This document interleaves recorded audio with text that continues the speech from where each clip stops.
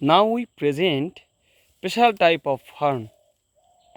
Here the one base and base portion of the stem, Borasas fabulifera. This is the common name Borasite palm and hosting the special types of fern.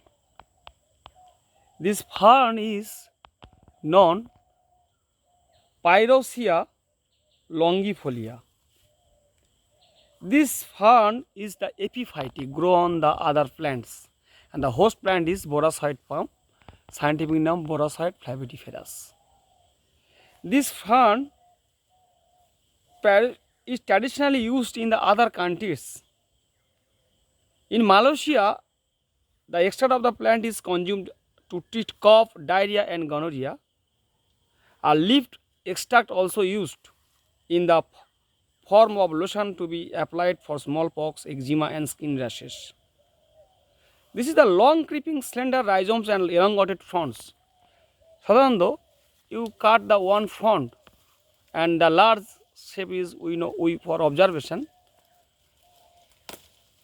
This is large shape, long shaped, and this region is the non-longifolia, Pyrosia longifolia. This is the pteridophyte and fern, epiphytic fern.